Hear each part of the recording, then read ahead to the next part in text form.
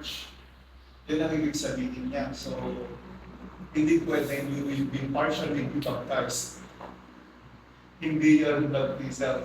Partially, nabalay pa sa baptisakat lang, di baptisaran nyo. Balay, imak lang, di baptisaran nyo. Kung ulog lang, no. Water baptism, biblical water baptism is submersion of the water. So, yun ang literal meaning ng baptism. And the literal meaning ng baptism, submerge. Ilocano ti submerge, Tumlong. Yung lalim ng nararap, Lumlong. mailubog. So, yun, mailubog. Literal meaning ng word na water baptism. What does it mean to undergo water baptism? Sabi ko kanina, lahat ng mga naniniwala kay Jesucristo noong panahon nila, bago sila makilala or mapagbilang sa body of Christ noon sa early church, everyone will go water baptism. It's their public identification to belong to the family of Christ. What does it symbolizes? It symbolizes the death, the burial, and the resurrection of Jesus Christ. Ang nag-iisip simbolo na, di pa naka-sabi na, no? It symbolizes the death, the burial, and the resurrection of Jesus Christ. Meaning, you believe that Jesus Christ died for you. He was buried 3 days, but after 3 days, He rose again. Yun ang ibig sabihin niya. I hope that is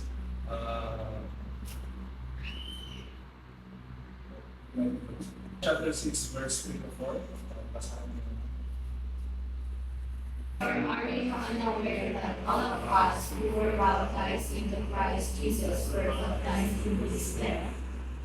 Therefore, we were buried with Him by baptism into death, in order that, just as Christ was raised from the dead by the glory of the Father, so we too may walk in the way of life.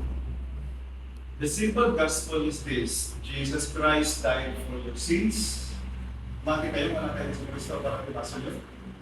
He was buried. But then after 3 days, you saw the life of Jesus. But then when you undergo water baptism, masapol mo pati yung aming ligdan. Ano nga mo pati yung niyayang ko sila baptisaran? It's a basic faith, kumbaga, that you believe that Jesus Christ died for your sins. Na tayo sila para pinasa mo. He was buried, but after 3 days, He rose again. Nakatan niya, yung simbolo na, water baptism. Kaya una, literal meaning na, mag-submerge ka. Ang simbolo na, panakatay, panakaitabon, panabuhat na sa Kristo. Nakatan niya, ang simbolo na, panakatay, panakaitabon, okay, panabuhat sa Kristo. Talo na yung simbolo na. Di ba tayo nga, it is also our identification. It is our identification to the death, burial, and resurrection of Jesus Christ. Well, ito naman itabon ka, matay ka muna. Matay ka. It will symbolize your death to sin and your resurrection to a new life. Then we identify with the death, burial, and resurrection of Jesus Christ. Basahin tayo dyan. Colossians chapter 2, verse 12. Being buried with Him in baptism, You were also raised with Him through faith in the working of God, who raised me from the dead. Nakita kayo? Nakita nung kayo king Juana, babagan kay water baptism. You have been buried with Him in baptism, in which you will also be raised up. So, pagpakita naman natin kay panagungan tayo, bawal ni Pakmati, Inapo Diyos. So, nung matitahon ka ito, kaya nga masabol nga matitahon. Diba? Isimbolo na wag pa nakatay mo. Masabol nga matay ka. Kaya matay ka diba? So, it symbolizes your death to sin and you come up in the newness of life papago ka nga mag-swap. Nakatan niyo? If any man is in Christ, asahan niyo?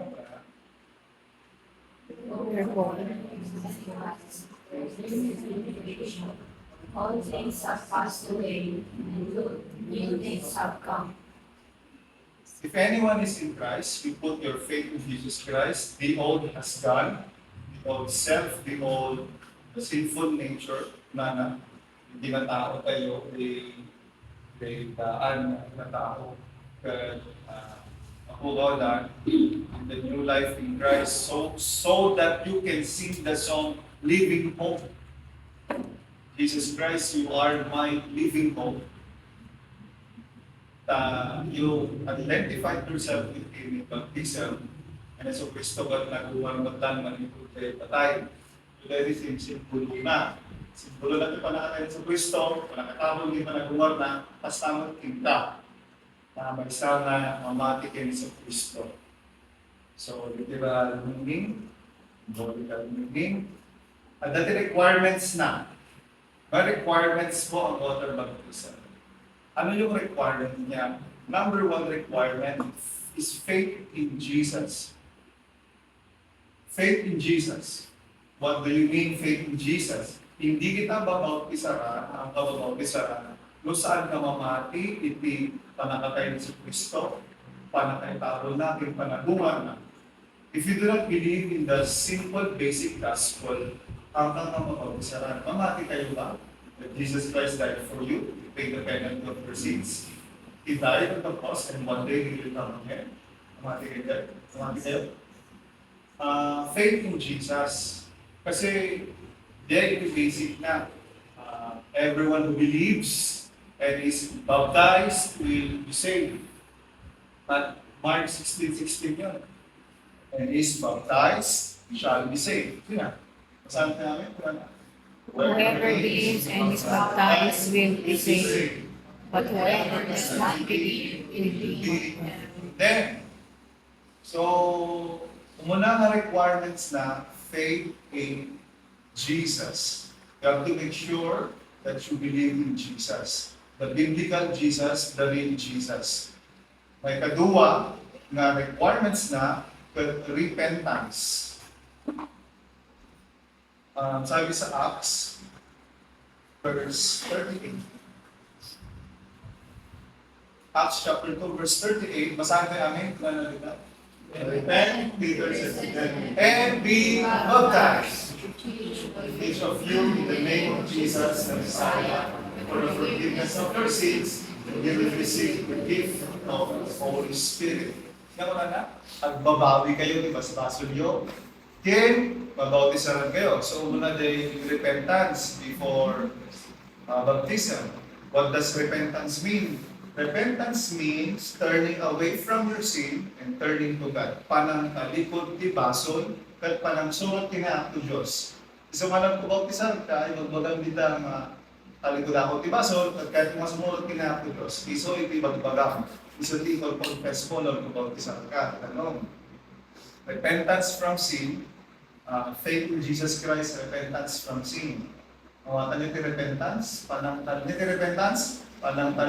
ti basol. Ano yung mabalin niya at pa-baptize ka, pero at the back of your mind, no, I don't want to remove the sins in my life. Delikado yun, may estado na pananampalataya or baptism. What else? Ano niya pa requirement na? Obedience with the words of God. Sabi sa Matthew chapter 28,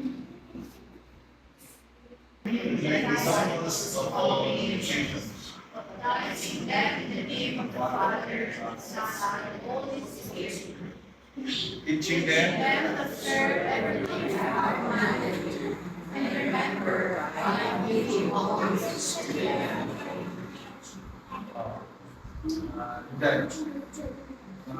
Teaching them to obey. Walang silbi ang water baptism if you do not want to obey. After ka na water baptized, we will let you undergo discipleship. Pero kung kapag ang silbi na. So, dapat merong yung willingness mo to learn and to obey the words of the Lord. Mga requirements na, faith in Jesus. Siguraduhin mo mamaya kung you believe in the Lord Jesus Christ. Have you accepted Him as your Lord, the Savior of your life? Repentance from sin. Nalikudahan mo ba? Nagtibaso mo? Are you willing to obey the Lord Jesus Christ, not only today, but for the rest of your life? Obedience to the words of Christ is important. And lastly, can you stand with the Lord with a good conscience? Who in the past were disobedient, and God patiently waited in the days of Noah, while the ark was being prepared in it. a few days, 8 people were saved through water. This which corresponds to this now saves you, not the removal of the guilt of the flesh, But the flesh flesh of the good conscience toward God, to the resurrection of Jesus Christ. In contrast na hindi diya'y panahon na Noe, na grabe di baso ng tao. Walo lang pinagsalangan hindi panahon na. Sipin niyo yun? 8 souls. Isa ako na namin direct principle, di pa na kayo salakan talaga, but it's not for the majority. Imagine mo yun, sa dinami namin ng tao, sabi ng mga scholar, approximately 1 million ang tao noon. Pero 8 lang ang naligtas. Ano kayo ito? 2, 4, 6, 8. So, 8 lang. And in contrast, and what corresponds to this, is water baptism, kunana, which can save you. It saves us. Haan nga din panagdigos mo at tumaykat ang lip mo, prana. Ang di panagdigos mo at tumaykat itiruhit, doon mo amot itibagi, but a good conscience towards God. Gamit ipaspasin mo daan na repentance from sin, forgiveness of our sins, panakapadalos, panakapabaro, panabungan in sa Kristo. It's a newness of life. Ibang bagana iti water baptism. Nagigets yun? So, the requirements na, faith in Jesus, repentance from sins, obedience to His words, and good conscience towards God. Yung good conscience towards God, taan nga dyan sarili tayo na kinaimbag, but you, dyan nga'y apo Diyos, gapulang ka. It's also recognizing the mercy and grace of God. Diyos gapulang ka, na madana tipot nung kinalimtan. It's only because of you that I can live a life according to your will instead of God. Amen. Having a good conscience towards God. Lalaka may memorize from faith in Jesus, repentance from sin, obedience to His words, and having a good conscience towards God. Right. Why? Punta tayo sa why. Why do believers in Christ, apay nga masapod na nagpabautisang kitanong, o muna gamit it is a commandment of God. In commandments of Kristo, di ba? In commandment of Matthew chapter 28 that baptize them in the name of the Father, of the Son, and of the Holy Spirit.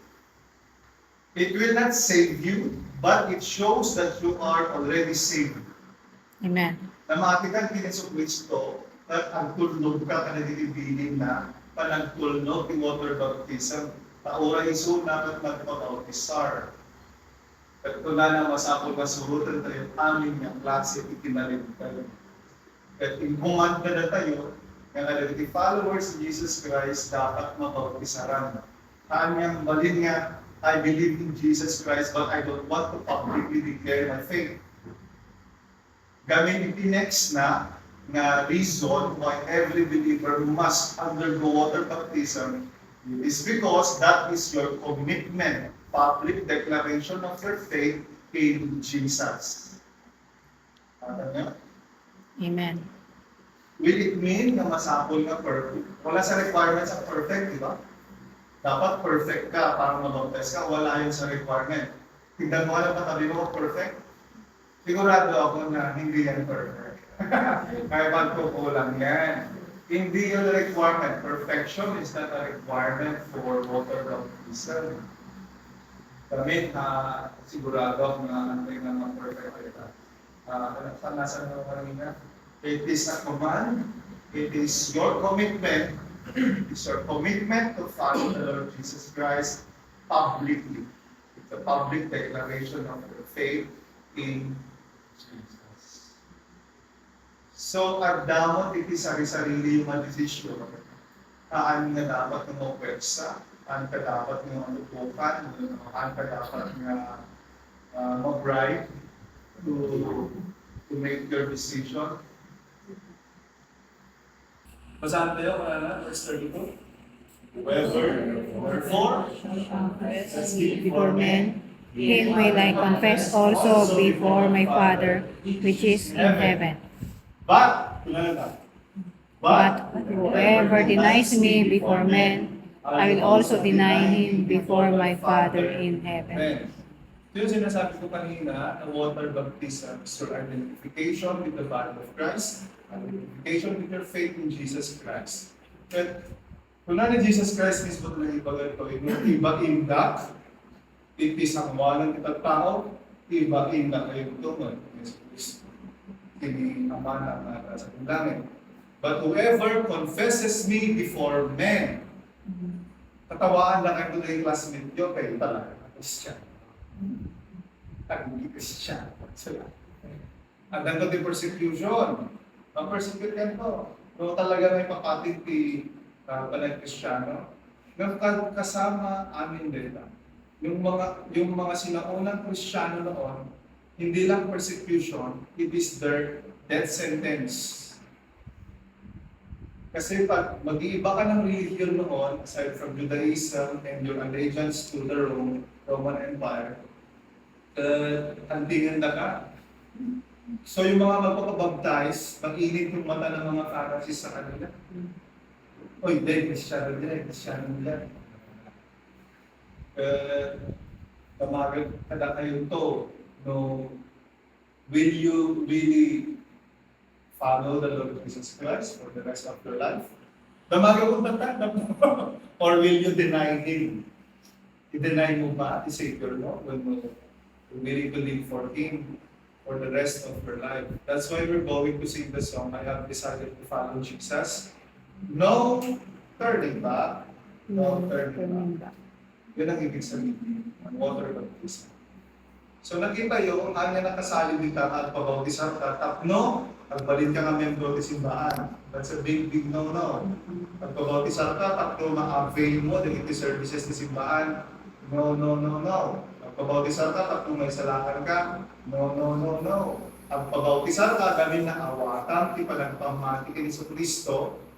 Yes. Nawatan niya, di pa nagpamati ni Yesu Cristo. Ang pabautisar ka, gamit ang kaya mga tulnog, itipili na ako Jesus. Ang pabautisar tayo, kasi kaya tayo i-public, iti-commitment tayo, kina ako Jesus. Baka binayaran na kami tayo. Naman naman, bukod yung desisyon. Pag-usap ka nun. Ang dapat question nyo, question.